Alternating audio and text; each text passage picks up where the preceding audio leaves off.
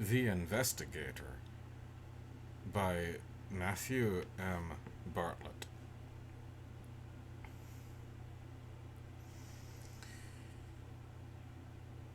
The man in the sopping overcoat fumed beneath an awning that drooped under punishing, pounding rain. Even given the immediate circumstances, he looked pointedly desolate, perhaps despairing, most certainly far from home. And far from home he was. A freelance investigator contracted by various government agencies, he had been sent by representatives from the Federal Bureau of Investigation and the Federal Communications Commission from the hum of D.C. to this remote New England town for a very strange assignment indeed. Strange and unprecedented. His having been caught in this downpour blocks from his rented car felt like what his father, now 5 years in the grave, would have called the bitter end. Charming little town, though, yes, certainly, sure. For 3 weeks and counting, he'd eaten charming meals in charming cafes, browsed in charming boutiques, strolled a charming college campus, looked at charming windows, at charming people. He, Clem, for that was his name, was decidedly all charmed out. For one, he could not locate on the dial the rogue radio station he'd been sent to investigate. Not at 87.9, not at 88.3, nowhere down that lonesome, echoing end of the dial. And adjust that dial he did, by hair widths and fractions, over a period of weeks, hearing only lead-voiced news anchors, tinny polka, or just static. No ghostly voices, no whispered exhortations to murder the hotel staff. Neither murmured incantation nor perversion of prayer. Once he thought he'd found it, when he'd hit upon a humming drone that had rattled the speaker of his transistor radio. But then the hokey tone of a banjo plinked, plonked, plinked, and a hammy Henry and a simpering Liza began bickering exuberantly about the manner in which they ought to solve the problem of a defective bucket. The voices, which bubbled and burbled as though the singers were gargling, seemed somehow to foul the room. He'd switched off the transistor in annoyance. And fear? Why would he feel such a fear? He'd tried that station again periodically, something itching at the back of his brain, but it seemed to have a cloying little tune, the cloying little tune on a loop. That must pull in the advertisers, Clem thought. If they'd just announced the call letters or the frequency, he could report it. Could actually have something to show his client to indicate he was actually earning his keep. There's a hole in the bucket. Dear Liza, a hole. One thing he had detected in his monitoring of the local newspapers and the Free Weekly was a very small but growing unease. A lurid feature in the weekly exacerbated that unease with its tales of disappearing sons and daughters, supposedly lured away by charismatic voices on the radio, voices that spoke reassuringly to outcast teens, promising spiritual succor illicitly entwined with libertine allures. Absent a sample recording, Clem had nothing on which to proceed save the accounts in the paper.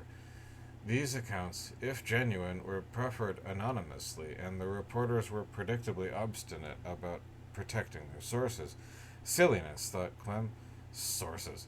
These small-time reporters dreamed daily of proudly blockading a government entity, and he was providing them by proxy the realization of that fantasy. He worried that this city might soon have a hysteria on its hands. He had followed with some interest the recent news stories of a small town in New York State, many of whose teens simultaneously began suffering convulsions and uncontrollable vocal outbursts. In the slim dossier given him by his contact, an Agent Schwaller, were accounts of the disincorporation and subsequent flooding of several towns to make way for the Quabbin Reservoir, and of the Mill River flood, whose wrath all but destroyed several towns in the area. There was also a brief history of occult activity in the area dating back to the founding of the town in the mid 1600s, though the connection with the immediate case was never stated. The cases dealt largely with disappearances, ghastly incidents of cemetery vandalism, and frightful wraiths accosting travelers walking unaccompanied on lonely paths. As the years passed, the incidents were fewer, or at least less frequently remarked upon, until they all but ceased in the mid 1970s. Later in the town's history, the local insane asylum had housed several townsfolk affected by these encounters. But the asylum had been closed during Reagan's reign, its inhabitants dispatched unceremoniously into the streets. The last of the untenanted brick buildings had been cleared to make way for featureless condominiums, and their former denizens were either dead or doddering. So Clem's focus was on the rumors of transmitters in the woods of nearby Holyoke, Williamsburg, and Leeds. Apparently, the wraiths had found the encroaching populations and the attendant construction made for fewer lonesome paths, and had turned to the airwaves. Well, why not? It seemed damned futile, though, searching the endless, storm-tossed woods for a transmitter, walking around with this hulking piece of equipment that looked like some manner of ancient Geiger counter. The woods are beautiful, but beauty, like charm, sustains one only so long. To date, there was no transmitter found, and 2 pairs of shoes ruined, and by God, he would expect reimbursement from the Federal Communications Commission. Reimbursement with interest, and a written apology. As he smirked at the idea, a cold drop of water hit the back of his neck. In a sudden fury, he danced a ridiculous, angry jig, his brogan slapping the pavement, and at the height of his performance, his glasses flew from his face, skittering across the sidewalk. The rain applauded enthusiastically. Too annoyed to feel ashamed, he bent with a grunt to pick them up, wiped the lenses on his tie, and placed them gingerly atop his nose. And in doing so, he looked across the street at a 2-story brick commercial block. Outside a glass door was a small array of books on a folding table, getting soaked, ruined. The sign above the door said, Anne Gare Books. Feeling as though a measure of altruism might salvage something in this day, maybe in the whole trip, he scudded, hunched across the road, hoisted the table, and used it to push open the flyer-choked glass door of the bookstore. A bell dinged as he pushed through. He slammed down the table, heavy from the weight of those sodden books. Over the din of the rain, now muffled somewhat by the closed door, he heard laconic pipe organ music from the speakers at the corners of the shop. Behind a counter, ringed and towering with books and papers, he could just about see the back of a man's head, leaning heavily forward, as though he was dealing with something or other on the floor or on a low shelf. The man's hair was long and tangled and wet. He was probably taking off his shoes, Clem thought. "Oh, hey," he called out, feeling foolish. "Sir, I brought in your books. I'm afraid they're probably a total loss." There was no reply. He felt absurdly that he was somehow in an empty shop, yet at the same time as though he had dared interrupt some clandestine colloquy. More, and worse, he feared that if he walked over, peered behind the counter, looked more closely, that stringy, damp hair would be hanging from the gape-poured plastic head of a limp mannequin propped up against a row of gilded encyclopedias. But then the man grunted, and his head tilted slightly as he said something unintelligible, but identifiable as an acknowledgement. Good enough, except that the muttering seemed to come from the speakers. Well, he probably had a microphone back there for closing announcements and such. Clem scanned the sun-faded books along the shelves at the shelf below the window and noticed that Back across the street, the awning under which he'd been standing had given way and was waving crazily in the wind, a tattered black flag. Under that flag he saw a man standing, slender, very tall, with horn-rimmed glasses, arched brows, and a ball of gray hair at each ear. A smartly blocked black hat rested atop the man's head, and a pipe was clamped between his teeth at an aggressive angle. He seemed unaffected by the rain, unshaken by the wind. Clem thought the man was staring at him. Not one to shrink away, he returned the stare. The man did not react, just glared, in the pounding rain and the searing wind.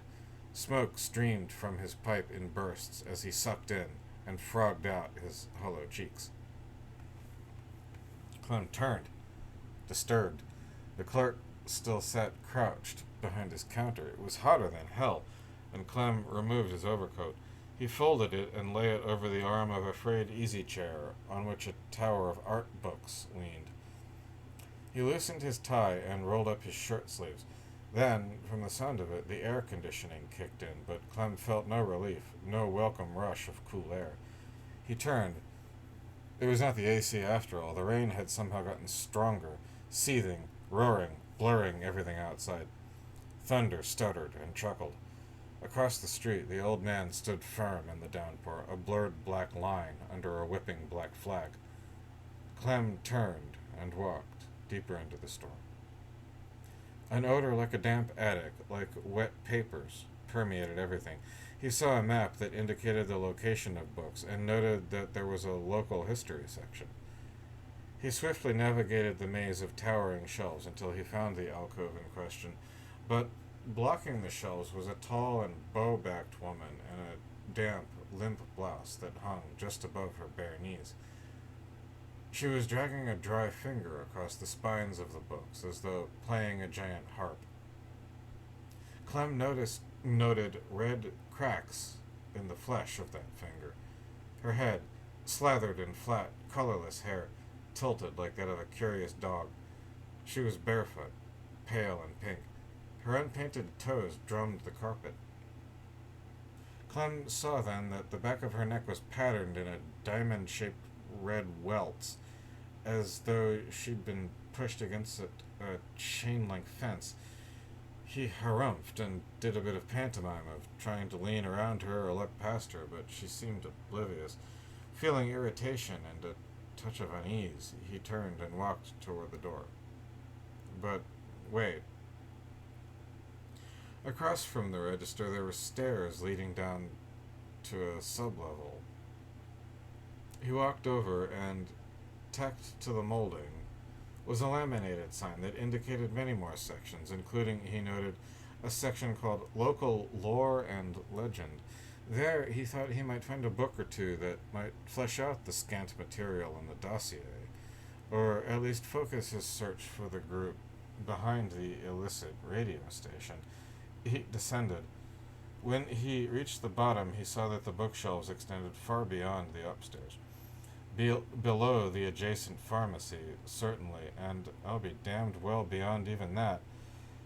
Thinking on it, Clem surmised that the narrow basement, whose shelves were set up as to make two long corridors lined with books, went past the parameters of the building as well. A crudely drawn map on the wall indicated the categories. The section he sought seemed to be, of course, at the farthest point. He headed in that direction. He noted along the way an area with an oval rug ringed with easy chairs and old rusted tray tables. In one of the chairs, a long-haired black cat snored nasally. It shifted its weight when Clem walked by, raising its head sufficiently to reveal a watchful, if cataracted, yellow eye. A few paces along, a book in the prodigious occult section caught Clem's eye. It was tall, nearly reaching up to his hip, wedged in among dwarfed, moldy hardbacks, some green with biopredation. Abrakengeist, read the name stretched along the spine in a jagged scrawl. The cover was devoid of art or word, but was a golden color, very finely tessellated and intermittently tarnished with elongated brownish spots. The moment he grabbed the book to dislodge it, he felt it somehow contract. As he watched, wide-eyed, the whole surface of the book horripilated and flushed red. He flung it to the floor in disgust and horror. The cat started, wide-eyed, then put one paw over the other and set down his chin to resume his sleep. Let's get the hell out of here, Clem thought. Around the cat, up the stairs, past the clerk who, let's face facts, is a propped-up corpse, avoiding the thin woman out the door, dodging the ancient creep into the awning. Let's get drenched, but let's get to the car and drive straight to D.C., leaving the clothes and that damned dossier in these doomed and haunted towns forever. He stopped, breathed. He was on the clock, and that horrid book was clearly planted there to throw him off the trail. Its effects, he thought madly. Special effects. He left the book on the floor and continued toward the dimly lit reaches of the basement. He reached the end where books were piled sufficiently high to block the lower shelves. Others were fanned across the floors. The books here seemed to consist mainly of European history and pictorials. He looked vainly for a local section, and then saw that the wall was not, in fact, a wall, but a densely packed shelf behind which another set of stairs descended into darkness. There was no admittance sign, no chain, so Clem felt along the wall and then above his head until he found a string. He pulled it, and saw a faint orange glow from somewhere below. Nowhere to go but down, he thought, and descended. The stairs were narrow, grazing his shoulders on both sides.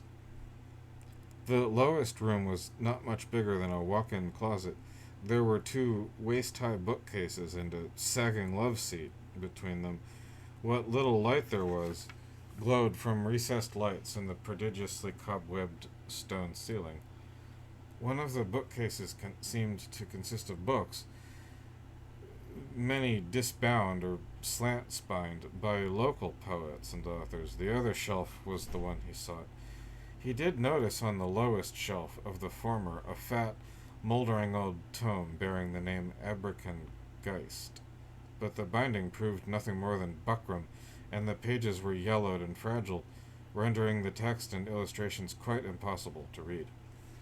Turning back to the local lore section, he noted among whip-stitched chapbooks a thick tome entitled Western Massachusetts, Witch Cults and Covens, authored by Wrangel Bantam. He plucked it up and fell backwards into the love seat. The frontispiece was a photograph of a group of men congregated on stone steps familiar to him as those of Northampton City Hall, a building that looked to him like some kind of boxy medieval castle, complete with balustraria and Norman towers. The men were gravely countenanced and pit-eyed, affecting postures of arrogant defiance. All wore smirks, suggesting shared secrets. They were dressed in formal topcoats. Several men wore top hats. 2 sported monocles. Tiered surnames in script at their feet identified the men above. White shirt, Slaughton, Gare, Dither. Morphew, Lusk, Stockton, Ronstadt, Geist. Geist! The author of that horrible skin-bound book was a bald, stout man whose cheeks were stippled with acne scars. He wore a patterned ascot and a vest. The other figure that struck him was that of Stockton. Taller than the other men, and positioned prominently, his face was lined, brows thick and furrowed, lips thin. Angled across his torso was a walking stick with a cat's head grip. The fingers clasping the walking stick were long, almost feminine, each encircled with several rings forged in the shapes of mystical symbols. There was something in the man's eyes. It seemed as though the man in the picture was looking across time, up from the book, at Clem, challenging, cajoling, glaring, in a familiar way. His jaw hanging, his eyes wide, Clem flipped to the table of contents. An incident in Southwick, the Monson magicians, the Warlock of Williamsburg, the Magi of the Second Laugh, Anna Gare, and the Hilltown Ten. The name pecked at his brain. Gare. The name of the store. He flipped back to the picture. He had missed her the first time. Among the men, mostly obscured, stood a thin woman in petticoats. Anne Gare. Her hair was slack, one of her bony hands resting on the shoulder of Stockton. A flaw in the printing or in the photography distorted her features, though. Her lower face appeared bulged, lips almost a perfect circle, topped by an upcurved, flattened nose, and slits for eyes. Clem realized that he had been, for the last few moments, hearing a dribbling sound, a low and burbling trickle. He placed the book down on the cushion next to him and stood. As he approached the stairs, he saw that a thin stream of water was dribbling down the steps and puddling in the cracks and crevices in the concrete floor. It smelled dank, brackish. Then, suddenly, the entire stairway was flooded with bright light. Wincing, Clem squinted, hand at his brow, up the stairs. They were wet and reflected the light back at him. He could make out a thin, black, jagged shadow culminating 3 steps from the floor in the shape of an elongated, jutting pipe and an upside-down hat. He looked at the top of the stairs, but all he could see was a slender silhouette framed in blinding light. "There's a hole in the bucket," it sang out in a gurgling, insinuating voice. "Dear Liza, dear Liza." Clem knew what was coming next, but before he could turn, a high-pitched, bubbling voice gurgled directly behind him. "Well, fix it. Dear Henry, dear Henry, dear Henry." Clem wheeled around and fell back against the stairs. It was the thin woman from the local history section. It was Anne Gare. He now knew there had been no flaw in the printing, no flaw in the photograph. She opened her mouth as if to speak, revealing wide, flat yellow teeth. And then her jaw appeared to unhinge, her chin falling slack against her chest. Water poured from her grotesque mouth in a reeking rush, and behind Clem more water poured down the stairs in seething, stinking, roiling waves. The foul, bubbling water engulfed Clem and engulfed Anne Gare in an instant, filling the small room and climbing the stairs like a living thing. Clem was pulled from his feet. He held his breath for as long as he could. Then he let go, wrenching open his mouth in the vain lust for air, and the water filled his throat and lungs like a fist opening inside his chest. His body wrenched once, twice, then hung limply, bubbles rising from his slack mouth.